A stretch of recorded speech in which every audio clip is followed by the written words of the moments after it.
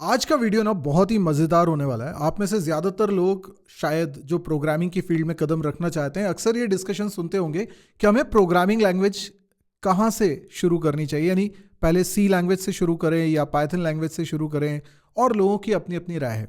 तो बहुत सारे यूट्यूबर्स अपना अपना वर्डिक्ट दे चुके हैं इस बात पे, और मैंने भी दिया हुआ है। लेकिन लेकिन लेकिन आज का वीडियो बहुत खास है और अंत तक ज़रूर देखना, क्योंकि आज ये बहुत ही अलग वीडियो होने वाला है। यानी पे सीधे तौर पे यहाँ पर मैं बात नहीं बताऊंगा, बल्कि प्रूफ करके बताऊंगा कि क्या सीखना ज़्यादा बेटर है और क्यों बेटर है। इनफैक्ट अगर आपको सी लैंग्वेज नहीं आती है, बिल्कुल भी पाइथन लैंग्वेज नहीं आती, तो भी आपको आज का वीडियो पूरी तरीके से समझ में आएगा। मैं क्या करने वाला हूं, मैं पहले आपको एक आइडिया दे देता हूं। मैं आपको एक प्रोग्राम बना के बताऊंगा, एक सिंपल प्रोग्रामिंग प्रॉब्लम हम लेंगे, सिंपल, जो आप सबको समझ में आ जाएगी। उस प्रोग्रामिंग प्रॉब्लम को सॉल्व हम सी लैंग्वेज में भी करेंगे और पाइथन लैंग्वेज में भी करेंगे। अब आप कहेंगे कि ये लैंग्वेजेस अगर हमें नहीं आती तो हमें कैसे समझ में आएगा? आपको उसकी ज़रूरत नहीं है, जो कोड मैं लिखूंगा उसको मैं एक्सप्लेन भी कर दूंगा, वो आपको बात समझ में आ जाएगी। लेकिन मेन बात क्या है, हमें दोनों के बीच के डिफरेंस को समझना है।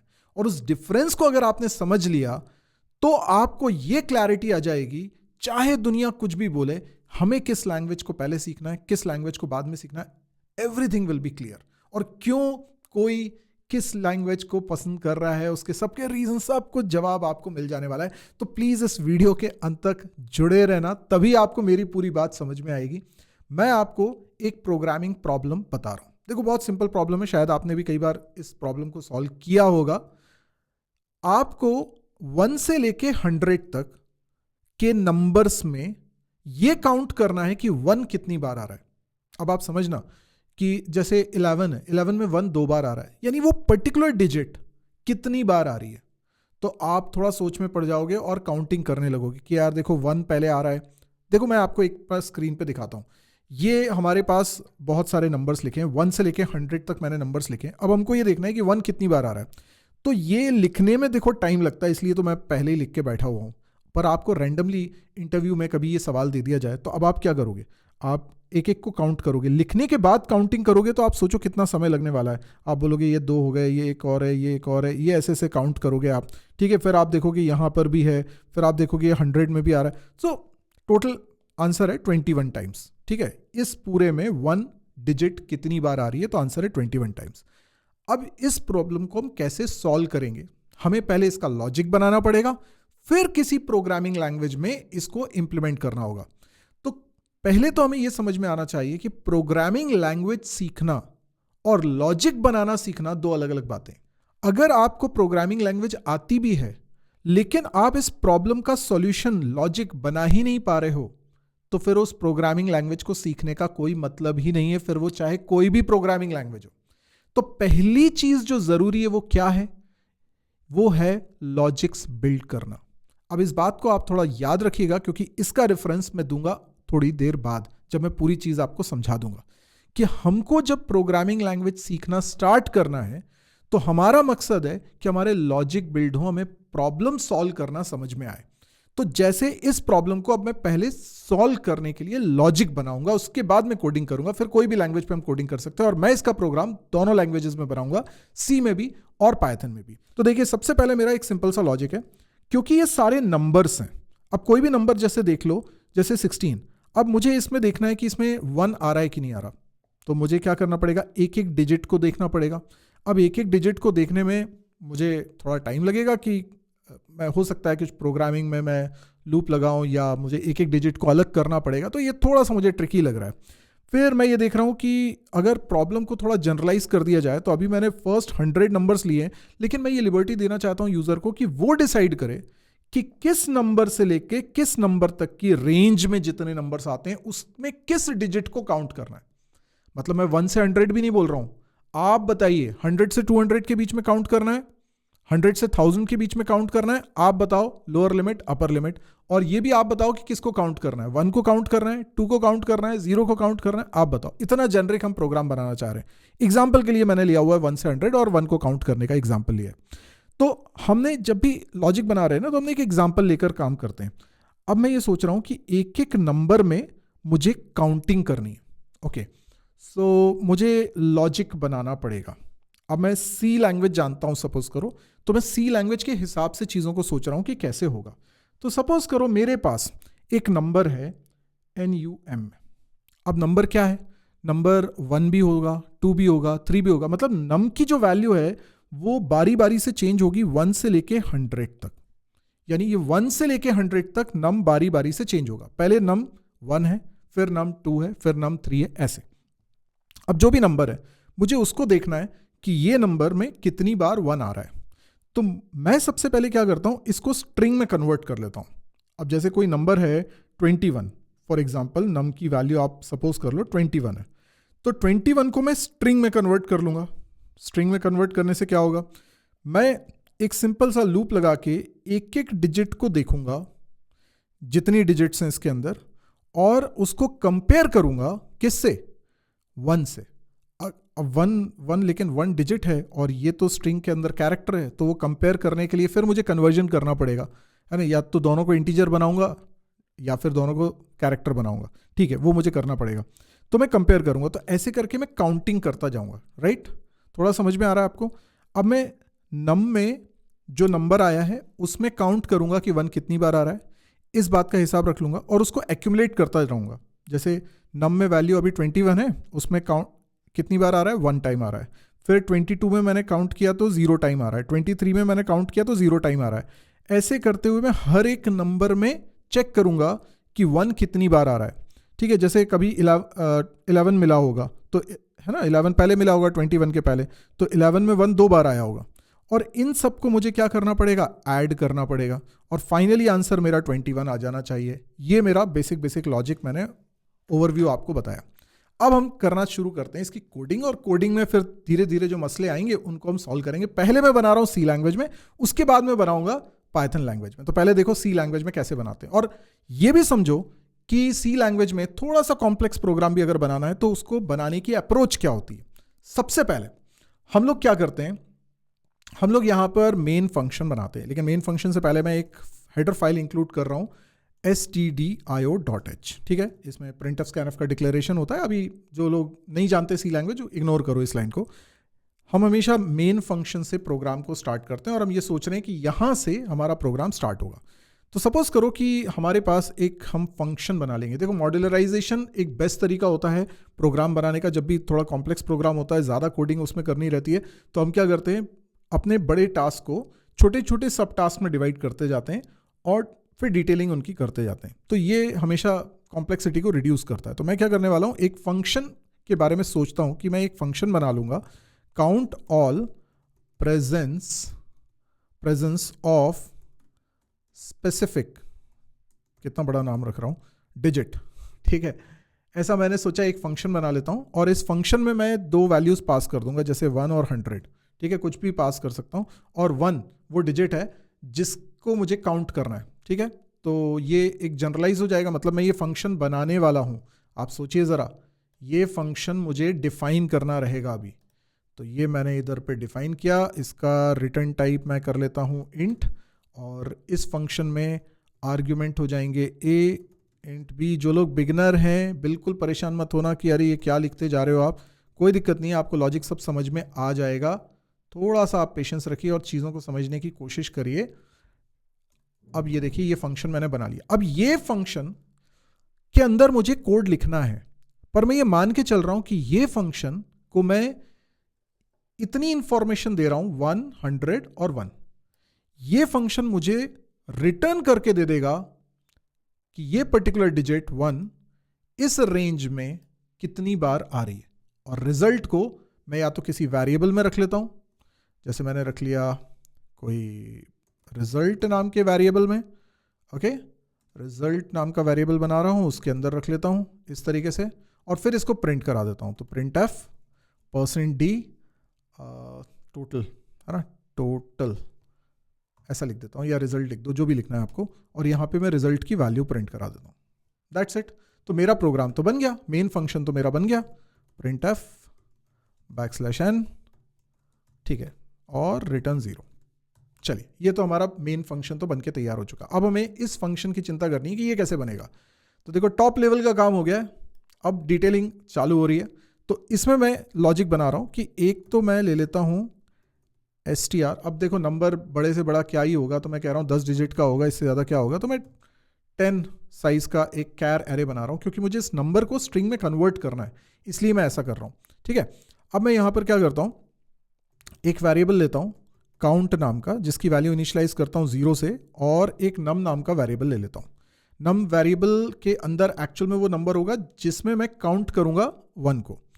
तो ये जो नम है इसकी इनिशियली वैल्यू क्या रहेगी, ए रहेगी। ए क्या है, ए जो वेरिएबल यहाँ पर बनाया ना, ये 1 पास किया है तो 1 आया होगा ए में, तो 1 से स्टार्टिंग कर रहा हूँ, और नम की value less than equal to B तक चलेगी, और नम को लगातार हम इंक्रीमेंट करते जाएंगे। ठीक है, ये हमारा लूप बन गया, लूप की बॉडी बना रहा हूँ मैं यहाँ पे। अब मुझे क्या करना है, ईच नंबर, मतलब ये फॉर लूप चल रहा है 1 से लेके 100 तक, 100 टाइम्स चलेगा। हर बार नम में एक अलग नंबर आएगा जिसमें मुझे 1 को काउंट करना रहेगा।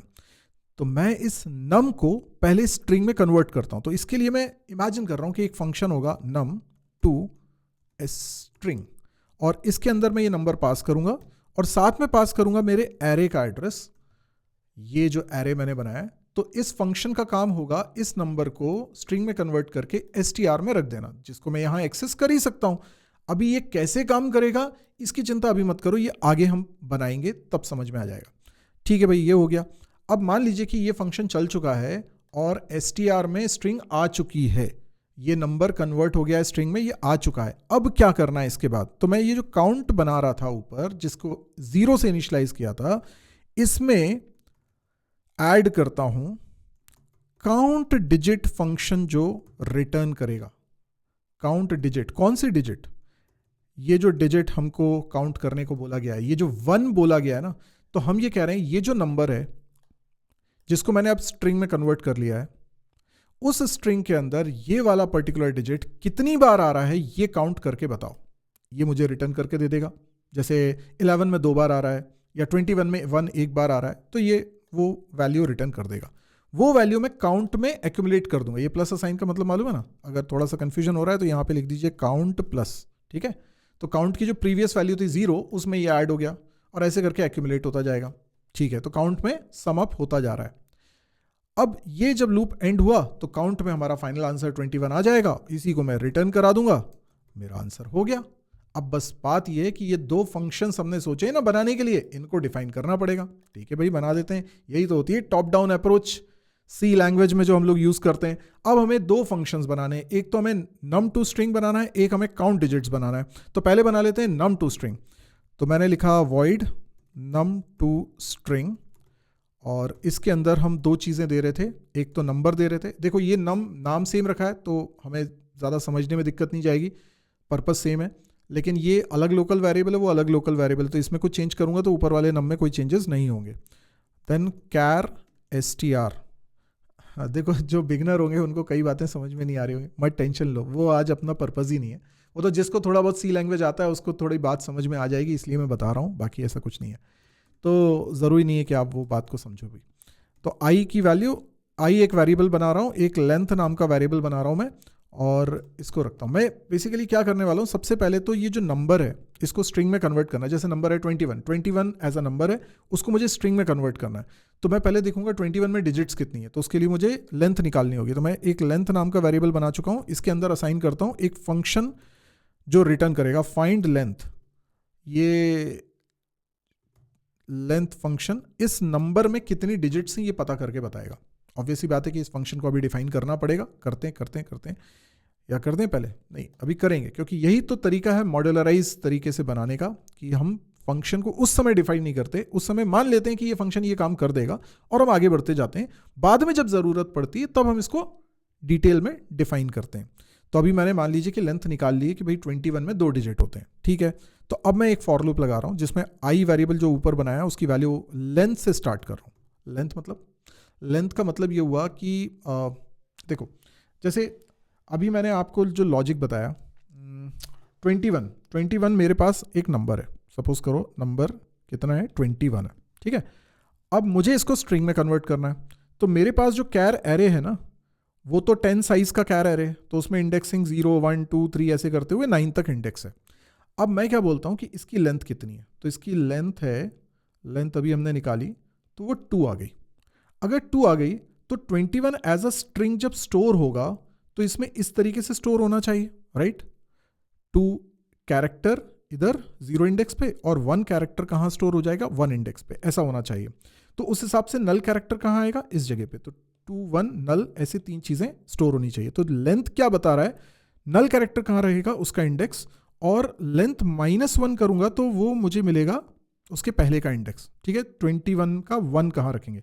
अब देखो सिंपल सी बात है, नम में अगर मॉड्यूलस कर दूं 10 का तो रिमाइंडर आ जाएगा 1, इससे 1 आ जाएगा। इस 1 को मुझे कन्वर्ट करना पड़ेगा कैरेक्टर में, ठीक है।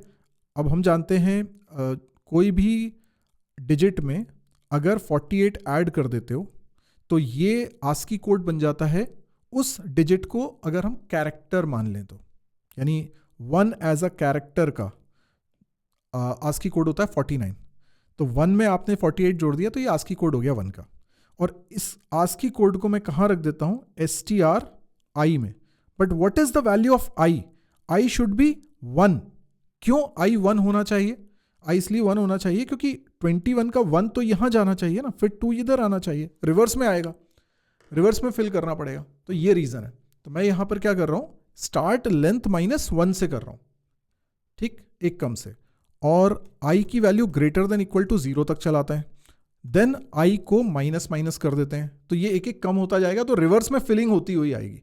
क्योंकि हम किसी भी नंबर में रिमाइंडर निकालेंगे तो वो लास्ट वाली डिजिट निकलेगी, तो लास्ट वाली डिजिट को लास्ट में रखना है मुझे, तो इसलिए मैं रिवर्स में चला रहा हूँ इसको। और इसके अंदर जैसा सोचा था stri में हम असाइन करते जाएंगे num मॉड्यूलस 10 + 48। देखो 0 एज अ कैरेक्टर का आस्की कोड होता है 48, तो 1 का होता है 49, 2 का होता है 50, इस तरीके से। तो मैं अगर किसी भी डिजिट में 48 जोड़ दूंगा तो वो आस्की कोड हो जाएगा उसी पर्टिकुलर कैरेक्टर का। चलिए ये stri में आ चुका है, और नम को चेंज करना पड़ेगा, 10 से डिवाइड करूंगा तो लास्ट वाली डिजिट उसमें रिमूव हो जाएगी, ताकि ये लूप जब चलेगा तो अगली बार सेकंड लास्ट डिजिट मुझे मिले। अच्छा चलिए ये हो गया कन्वर्ट। अब लास्ट में नल कैरेक्टर रखना मत भूलिएगा, str लेंथ में आपको रखना पड़ेगा, लेंथ क्या है वो नल कैरेक्टर का इंडेक्स, तो वहां पे आप रख दीजिए नल कैरेक्टर। ये हमारी स्ट्रिंग बन के तैयार हो गई। कुछ भी रिटर्न नहीं करना है क्योंकि डायरेक्टली आप str में ही चेंजेस कर रहे हो, इसलिए रिटर्न टाइप को हमने वॉइड रखा हुआ था। अब देखो आपको फाइंड लेंथ फंक्शन भी बनाना है और ये काउंट डिजिट फंक्शन भी बनाना है, ये दोनों बनाने हैं। तो पहले चलो फाइंड लेंथ बना लेते हैं, इसकी डिटेलिंग कर लेते हैं। तो फाइंड लेंथ क्या करेगा, रिटर्न करेगा इन टाइप की वैल्यू फाइंड लेंथ, ठीक है। और इसके अंदर मैंने ये नंबर ले लिया। आप कह रहे होंगे कि सर ये क्या करा रहे हो, इतना बड़ा कोड। भाई देखो थोड़ा सा मैंने प्रोग्राम ही ऐसा लिया है कि इसमें इतना बड़ा कोड लिखना पड़ेगा। लेकिन आप एक चीज़ सोचो, भले ही आपको कोड समझ में आए या ना आए, थोड़ा पढ़ा होगा, थोड़ी बहुत लैंग्वेज आती होगी, प्रैक्टिस करे होंगे, कुछ प्रोग्राम्स बनाए होंगे, तो आपको समझ में भी आ रहा होगा। नहीं तो थोड़ा टाइम देके इसको आराम से बैठ के आप ड्राई रन करोगे, आपको समझ में आ जाएगा। पर आप देख रहे हो कि मैं एक एक स्टेप की डिटेलिंग करके लिखना पड़ रहा है मुझे, कि पहले ये होगा, फिर ये होगा, फिर मुझे एक एक चीज़ को सोचना पड़ रहा है स्टेप बाय स्टेप। तो कोई भी एक टास्क को ना ब्रेक डाउन करते हैं हम मल्टीपल स्टेप्स में, कि भाई ठीक है नंबर को स्ट्रिंग में कन्वर्ट करना है तो उसके लिए क्या करना पड़ेगा, तो ब्रेक डाउन कर रहे हैं स्टेप्स में। तो उसमें एक काम मेरे को ये दिख गया कि लेंथ फाइंड आउट करनी है। तो लेंथ फाइंड आउट करने के लिए मैं क्या कर रहा हूँ, एक यहाँ पर कोई काउंट वेरिएबल बना लिया जिसकी वैल्यू 0 है, वाइल नम, जब तक नम 0 नहीं हो जाता तब तक ये लूप चलेगा। और इसके अंदर नम को हम डिवाइड करते रहेंगे 10 से, तो एक एक डिजिट कम होती जाएगी, और काउंट को इंक्रीमेंट करते जाएंगे तो डिजिट्स काउंट होती जाएंगी, और लास्ट में हम रिटर्न करा देंगे काउंट को, ठीक है। तो हमें पता चल गया कि कितनी डिजिट्स इसके अंदर है। तो देखो ये फंक्शन हमने बना लिया। अब सोचो ये सारी स्टेप मैं इस जगह पर पहले लिखता, इस एक लाइन की जगह, तो कोड भी थोड़ा सा कॉम्प्लिकेटेड दिखता, इसलिए हमने यहाँ पे फंक्शन बना के सब टास्क को डिफाइन कर दिया अलग से, और बस आगे का काम करने लगे। तो एक नंबर को स्ट्रिंग में कन्वर्ट करने के लिए कितनी स्टेप्स मुझे लिखनी पड़ रही है, जरा सोचो। एक फंक्शन और बच गया है, काउंट डिजिट फंक्शन और बना लेते हैं, और ये हमारा बन के तैयार हो जाएगा। तो हमने यहां पर लिखा काउंट डिजिट। क्या करने वाला है ये, इसको आपने एक नंबर दिया है लेकिन एज अ स्ट्रिंग दिया हुआ है, ठीक है। और आपने इसको बताया है ये वाला जो डिजिट है ये इस नंबर के अंदर काउंट करो कितनी बार आ रहा है, जो नंबर स्ट्रिंग के रूप में 21 है तो 21 एज अ स्ट्रिंग है, तो उसके अंदर देखो 1 कितनी बार आ रहा है। तो हमने क्या किया, एक वेरिएबल बनाया i, एक वेरिएबल बना लिया c, अभी पर्पस समझ में आएगा, और एक वेरिएबल बना लिया कैर टाइप का ch बना लेता हूँ। देन ch में मैं क्या रखता हूँ, ये जो डिजिट है उसमें 48 जोड़ दो तो ये आस्की कोड हो जाएगा उस डिजिट का, ठीक है। ch में आ गया आस्की कोड। अब मैं फॉर लूप लगा रहा हूँ, i की वैल्यू 0 से स्टार्ट करता हूँ और कहाँ तक चलाता हूँ, स्ट्रिंग के एक एक कैरेक्टर के लिए चलाता हूँ। तो stri लिख दूंगा, तो ये स्ट्रिंग के एक एक कैरेक्टर के, जितने स्ट्रिंग में कैरेक्टर्स हैं उतनी बार चलेगा ये i++। और ये लूप की बॉडी, यहाँ पर मैं लिख रहा हूँ कि यदि stri बराबर है ch के, यही तो है कंपैरिजन, तो इसको काउंट कर लो, C++ में कर दो, C वेरिएबल मैंने इसी के लिए बनाया हुआ है, और मैं रिटर्न करा दूं C की वैल्यू। तो अल्टीमेटली C में क्या है, देखो उस नंबर में वो पर्टिकुलर डिजिट कितनी बार आ रही है उसकी काउंटिंग C ने कर ली है और वो C की वैल्यू रिटर्न हो गई, ठीक है। अब ये कोड मैं स्क्रॉल कर दे रहा हूँ, आप आराम से बैठ के और इसको समझ लेना, नहीं तो वीडियो को रिपीट कर लेना। मैंने अभी समझाने पे बहुत ज़्यादा फोकस किया नहीं है क्योंकि वो हमारा स्कोप नहीं है आज के वीडियो का। जस्ट ये बात को समझो कि मैंने एक सिंपल तो नहीं कहूँगा, पर हाँ एक प्रोग्राम बनाने के लिए लॉजिक बनाने में पहले टाइम दिया, उसके बाद लॉजिक में और आराम से बनाता और टाइम लेता, अगर मैं एज अ बिगिनर सोच के बनाऊँ तो उसमें बहुत टाइम लगेगा लॉजिक बनाने में। लेकिन लॉजिक बन जाने के बाद भी जब आप कोड लिख रहे हो तो कितनी लाइन्स लिख रहे हो आप, सोचो ज़रा, लगभग 50 लाइन का कोड आपने लिख दिया है। अब ज़रा चला के भी तो देखें ये सही है कि नहीं है। चलो अच्छा, लेकिन आपने डिक्लेरेशन नहीं करे इन फंक्शंस के, ओहो, तो डिक्लेरेशन नहीं करोगे तो एरर आएगी। तो ये मैं यहाँ पे डिक्लेरेशन करता जा रहा हूँ, सभी फंक्शंस के डिक्लेरेशन मुझे करने पड़ेंगे। तो ये मैंने डिक्लेरेशन किया। डिक्लेरेशन में वेरिएबल्स के नाम लिखना ज़रूरी नहीं होता है, पर लिख भी दोगे तो कोई दिक्कत नहीं है।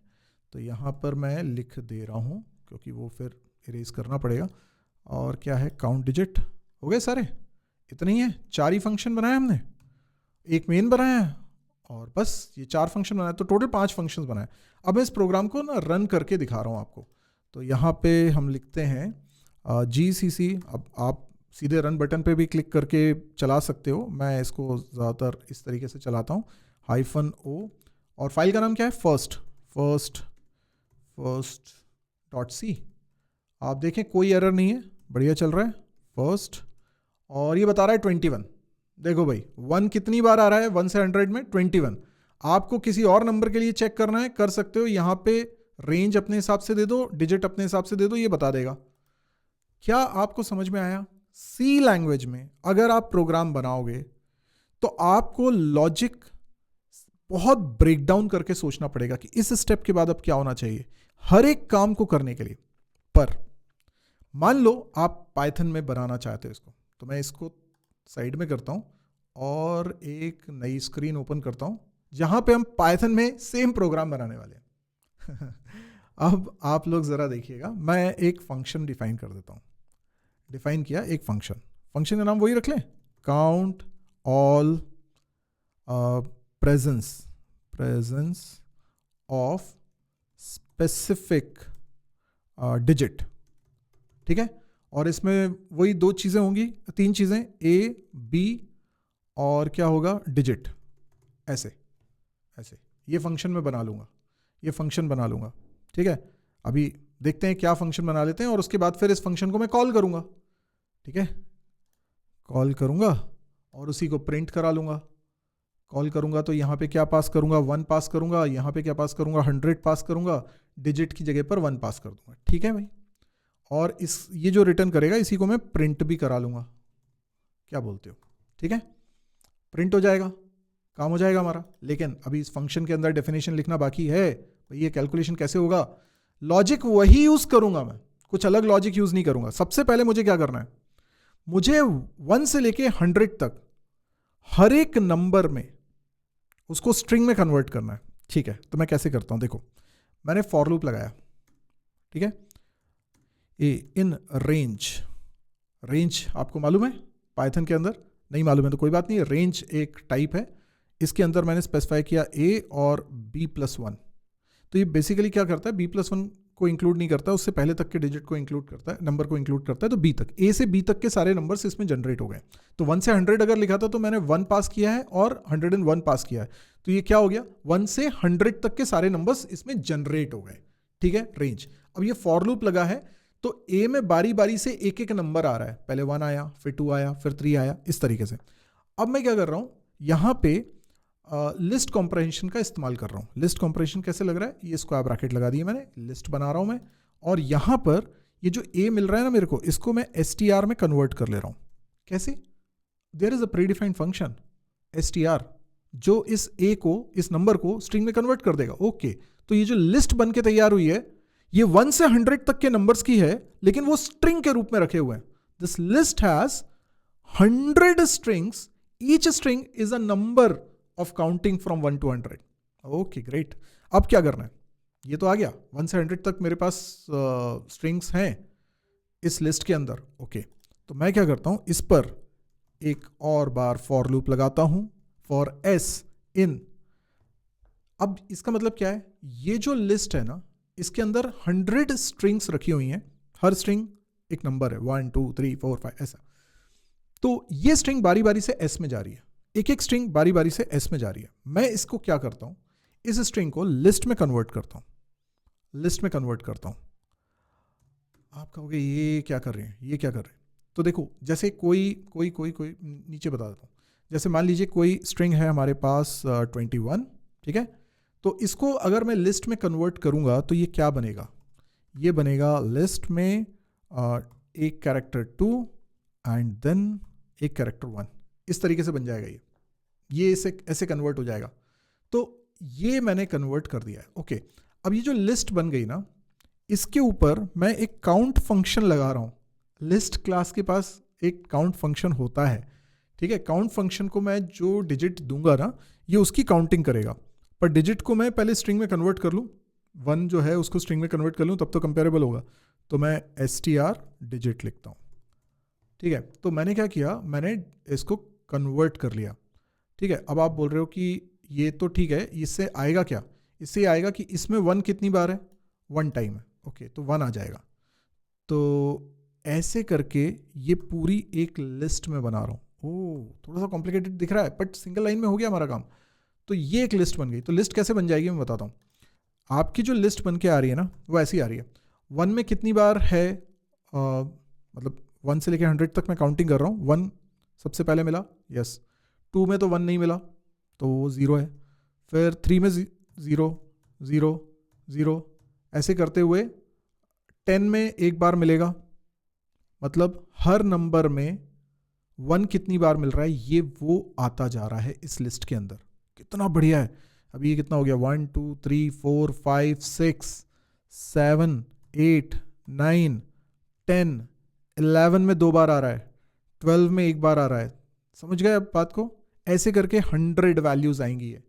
ये इस लिस्ट में बन गया है। तो फिर मैं इन वैल्यूज को सम कर देता हूं। सम फंक्शन होता है मेरे पास, मैं सम कर देता हूं। कितना बढ़िया है साहब, इतना इजीली सम भी हो गया। अच्छा, सम जो हो गया, इसी को रिटर्न करा देता हूं। यही तो है रिजल्ट, रिटर्न भी करा देता हूं। अच्छा जी, रिटर्न हो गया तो फिर इस जगह पर आ जाएगा। हाँ, आ जाएगा, ठीक है। तो इसको तो कमेंट करो। अब इसको चला के देखते हैं। चलाएंगे कैसे, मैं देखूंगा पाइथन 3 एंड first.py, ठीक है। 21 आंसर आ गया। अब बताओ दोस्तों, कितना बड़ा कोड है ये। मुश्किल से वो तीसरी लाइन तो खाली लाइन है, 3 लाइन का कोड है ये तो एक ही लाइन है। ये तो मैं एक्सपेंड करूंगा तो ये हो जाएगा। देखो, ये एक्चुअल में तो एक ही लाइन है ये। ओह माय गॉड, इसके उल्टा जब हम सी लैंग्वेज में बना रहे थे तो 50 लाइन का कोड हुआ था। चलो, अब मैं फाइनल वर्डिक्ट देता हूं आपको। मैंने एक एग्जाम्पल से बात को समझाया। देखो, पाइथन लैंग्वेज में क्यों स्टूडेंट्स को सीखना इजी लगता है, आपको समझ में आ रहा है। कोडिंग बहुत छोटी है। अगर आपने अभी तक कोई प्रोग्रामिंग लैंग्वेज नहीं पढ़ी है तो सेम प्रोग्राम बनाने के लिए सी लैंग्वेज में 50 लाइन लिखनी पड़ रही है और यहां पर 2-3 लाइन में काम खत्म हो जा रहा है। तो हमें यह बात तो समझ में आ रही है कि पाइथन में कोडिंग कम करनी पड़ेगी। तो स्टूडेंट्स को यह बड़ा पसंद आता है। देखो कितना ईजी है, कितना कम कोडिंग में काम हो जा रहा है, कितना फास्ट हम इसमें डेवलपमेंट कर पाते हैं, बिल्कुल सही बात है। और इसी बात के लिए पाइथन लैंग्वेज जानी जाती है और हमने इसका प्रूफ भी देख लिया। लेकिन एक बात बताओ, इसमें आपको जो बेसिक लॉजिक है वो बनाने की जरूरत नहीं पड़ी। जैसे नंबर को स्ट्रिंग में कैसे कन्वर्ट करेंगे, there is a function. Sum कैसे करेंगे, there is a function. There is a predefined thing जिसको आप यूज कर सकते हो। 1 से लेकर 100 तक नंबर्स कैसे जनरेट करें, रेंज का ऑप्शन आपके पास है। तो आपको एक डिजिट को कन्वर्ट करना पड़ रहा है कैरेक्टर में, वो भी आप इजीली कर पा रहे हो, str फंक्शन से आपने वो काम कर दिया। आपको काउंटिंग करनी है कि वो डिजिट कितनी बार आ रहा है, आपके पास काउंट नाम का फंक्शन है। लाइब्रेरी पाइथन में बहुत रिच है, आप उन फंक्शंस को कॉल करके अपना काम कर लेते हो। इसी चीज को सी लैंग्वेज में आपको खुद से कोड करना पड़ रहा है। सो मे बी पाइथन का रास्ता सीखने में आपको आसान लगे, कोडिंग करने में आसान लगे, लेकिन लॉजिक बिल्डिंग में ये बुरी चीज है। ये आपको समझ में आना चाहिए, क्योंकि इसमें हम छोटा छोटा प्रॉब्लम को सॉल्व नहीं कर रहे हैं, उसके लिए रेडीमेड चीज बनी हुई है उसको यूज कर रहे हैं। ये सोच के देखो कि कोई खाना बनाना नहीं जानता है और पहली बार खाना बनाना सीख रहा है, तो वो बाजार से ना मसाला खरीद के लेके आ रहा है, पर वो खड़े मसाले नहीं ला रहा है, वो एक सब्जी मसाला लेकर आ रहा है, ठीक है, और वो सिर्फ एक मसाला उस सब्जी में डाल देता है, दैट्स इट। और हमारे जो ग्रैंड मदर वो कैसे करते थे, वो खड़े मसाले लाते थे, पीसते थे, उनको रखते थे, फिर कितना कितना मसाला उसको डालना है वो वैसा करते थे। अब मान लीजिए कि ये जो नया व्यक्ति है ना, इसको कभी उस पुराने स्टाइल से खाना बनाने की ज़रूरत पड़ जाए, वो नहीं बना पाएगा। वो बोलेगा नहीं, वो तो जो बाजार में रेडीमेड एक मसाले का मिक्सचर आता है वही होगा तो ही हम बना पाएंगे, ये एक एक मसाला तो हम नहीं डाल पाएंगे, हमें पता ही नहीं कैसे होता है, किसका कितना क्या कॉम्बिनेशन बनाना है हमको। ऐसे ही जब आपको कोडिंग में लॉजिक्स की ज़रूरत पड़ती है ना, तो पाइथन लैंग्वेज आपको लॉजिक नहीं सिखा पा रही है, क्योंकि इसमें ना आपको छोटी छोटी चीज़ें करने के लिए भी फंक्शंस दिए हुए हैं, आप उनको कॉल करते हो, कैसे वो काम कर रहा है ये कभी नहीं पता चलता। तो आपकी जर्नी शुरुआत में आपको इजी ज़रूर लगती है, लेकिन इतना डिपेंडेंट बना देती है कि आपके लॉजिक्स कभी बिल्ड हो ही नहीं पाते। इसलिए कॉम्प्लेक्स प्रॉब्लम जब पाइथन में आपको करने को आएगी ना, जहां पे आपको लॉजिक खुद से बनाना पड़ेगा, वो आपके लिए बहुत बहुत मुश्किल टास्क हो जाएगा। तो लॉजिक बिल्डिंग अगर करनी है, सोचना सीखना है, जो कि प्राइमरी चीज है प्रोग्रामिंग में, वो होगी सी लैंग्वेज से। टफ जरूर है, लेकिन शुरुआत को अगर मुश्किल बना लो, मुश्किल चीज से शुरुआत करो, तो आपकी आगे की जिंदगी आसान है। क्योंकि जिसने सी लैंग्वेज पढ़ी है उसके लिए पाइथन में ये चीजें सीखना बहुत आसान है। उसके बाद वो पाइथन को सीखेगा तो अप्रिशिएट करेगा, वाह पाइथन में तो ये काम बहुत आसानी से हो रहा है। लेकिन उसको मालूम है ये काम जो एक एक पीस ऑफ टास्क है ना, वो तो मैं कर सकता हूँ, उसका लॉजिक मुझे पता है, वो डिटेलिंग में कैसे होता है वो मुझे पता है, क्योंकि मैं सी लैंग्वेज के बैकग्राउंड से आ रहा हूँ। तो आप ये मत देखो कि नंबर ऑफ लाइंस पाइथन में कम है और पाइथन ईजी है। पाइथन सीखने के बाद आप सी लैंग्वेज सीखने की कोशिश करो, आप नहीं कर पाओगे। इनफैक्ट पाइथन लैंग्वेज सीखने के बाद आप कोई भी प्रोग्रामिंग लैंग्वेज सीखते हो वो आपको टफ लगती है। क्यों लगेगी यार? क्योंकि इसमें तो बहुत इजीली आपको चीज़ें रेडीमेड मिल रही है ना, तो आपको तो कुछ करना ही नहीं पड़ रहा है, तो आपकी डिपेंडेंसी बढ़ रही है और इस वजह से आप एक अच्छे प्रोग्रामर नहीं बन पा रहे हो। मैं कह रहा हूं पाइथन आपको सीखनी है, 100% सीखनी है, लेकिन पहली प्रोग्रामिंग लैंग्वेज के रूप में मत सीखो प्लीज। पहले सीखो सी लैंग्वेज, पहले लॉजिक बिल्ड करो, क्योंकि एक एक टास्क करने के लिए आप सोचते हो, सोचना सीखते हो कि ये प्रॉब्लम सब प्रॉब्लम कैसे सॉल्व होगी, कि भाई मुझे कन्वर्ट करना है, लेंथ फाइंड आउट करनी है तो उसके लिए मैं क्या करूं, मैं डिजिट काउंट करना चाह रहा हूं तो उसके लिए मैं क्या करूं। एक एक स्टेप सोचना पड़ता है और ये सोचते सोचते ना आपका ब्रेन प्रोग्रामिंग के लिए डेवलप होता है और इट्स अ लॉन्ग प्रोसेस। पर लॉन्ग में बहुत लॉन्ग भी नहीं है, आप 2 महीने में अच्छे से सी लैंग्वेज सीख सकते हो, अच्छे से प्रैक्टिस के साथ। लेकिन अगर आपने ये नहीं किया, सीधे पाइथन से स्टार्ट किया, तो वो 2 महीने बचा के आपने अपना बहुत बड़ा नुकसान कर लिया। आई होप इस एग्जाम्पल से मैं अपनी बात आप तक सही तरीके से रख पाया हूं। शायद आपको मेरी बात समझ में आ गई होगी। अगर किसी को मेरी बात बहुत अच्छे से समझ में आई है और लग रहा है कि मैं सही से एक्सप्लेन नहीं कर पाया हूं, प्लीज कमेंट में आप लिखो, अच्छा बड़ा सा लिखो, क्योंकि जो लोग इस वीडियो को देख रहे हैं, जिनको बात थोड़ी कम समझ में आई है, जिनके मन में अभी भी डाउट है, शायद आपके कमेंट पढ़ के उनको ये बात और अच्छे से क्लियर हो जाए। मेरी कोशिश थी कि मैं आपको सही गाइडेंस दे सकूं, समझा सकूं। अगर आपने वीडियो अंत तक सुना है तो आप इस चीज़ से सहमत भी होंगे शायद, तो कमेंट देकर ज़रूर बताइए कि इस तरह की बातें आपको कैसी लगी और इससे कुछ फ़ायदा हुआ कि नहीं हुआ। और वीडियो पसंद आया तो प्लीज़ लाइक करिए और चैनल को सब्सक्राइब करिए, क्योंकि इस तरह के और भी वीडियोस आपको इस चैनल पर मिलने वाले। आज के लिए इतना ही। Thank you, good bye.